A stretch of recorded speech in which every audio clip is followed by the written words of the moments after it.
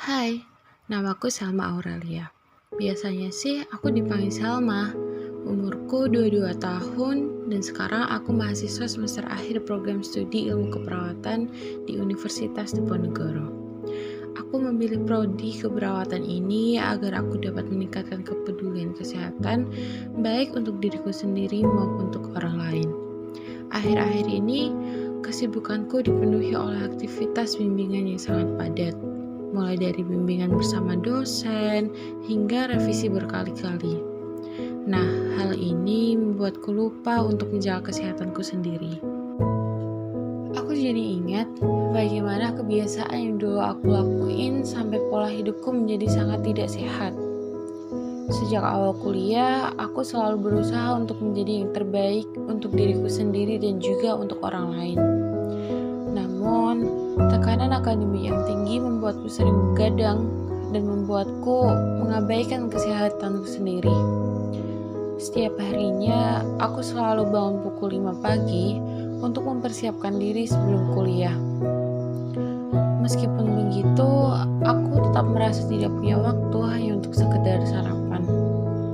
Seharian di kampus, aku hanya mengandalkan kopi dan makanan ringan yang bisa dimakan sambil lalu. Makan siang dan makan malam pun seringkali berupa makanan cepat saji atau mie instan yang cepat dan praktis. Pola hidupku sangat berantakan dan pola tidurku juga sangat buruk. Seringkali aku baru tidur lewat tengah malam karena harus menyelesaikan tugas dan belajar untuk ujian. Waktu tidur yang kurang dari 5 jam membuatku merasa lelah sepanjang hari. Namun, aku tetap memaksakan diri dengan minum lebih banyak kopi. Selain itu, aku juga hampir tidak pernah berolahraga. Kesibukan kuliah dan tugas membuatku merasa tidak punya waktu hanya sekedar berjalan kaki dan melakukan aktivitas fisik yang sederhana. Waktu luang yang kupunya lebih banyak dihabiskan depan laptop dan membaca buku-buku tebal. Kebiasaan ini aku lakuin selama kuliah hingga akhir semester, dan pada akhirnya membuatku mulai merasakan berbagai gejala yang tidak biasa. Aku seringkali mengalami nyeri hebat di perut bagian bawah, terutama saat menstruasi. Nyeri ini begitu parah hingga membuatku sulit beraktivitas. Aku juga mulai merasakan kelelahan yang luar biasa, bahkan setelah tidur semalaman.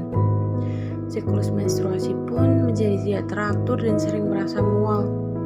Pada awalnya, aku kira semua gejala ini disebabkan oleh stres atau kurang tidur. Namun, ketika nyeri semakin tak tertahankan, aku memutuskan untuk berkonsultasi dengan dokter.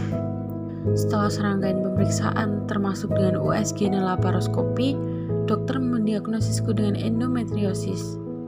Dokter menjelaskan kepadaku bahwa pola hidup yang tidak sehat seperti pola makan yang buruk, kurang tidur, dan stres berlebihan dapat memperburuk gejala endometriosis. Tentu saja, aku yang mendengarkan hal tersebut sangat terkejut. Aku tidak menyangka bahwa kebiasaan hidup yang tidak sehat ini dapat berkontribusi pada kondisi serius seperti ini.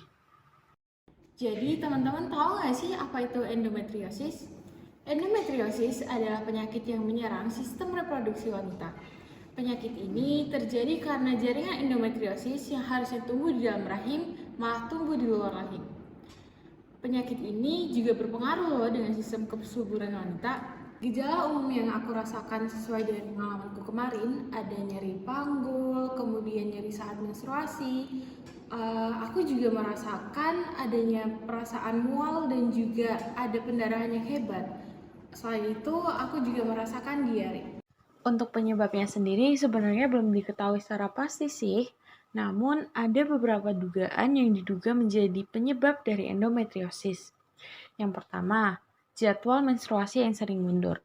Yang kedua, transformasi sel peritoneum.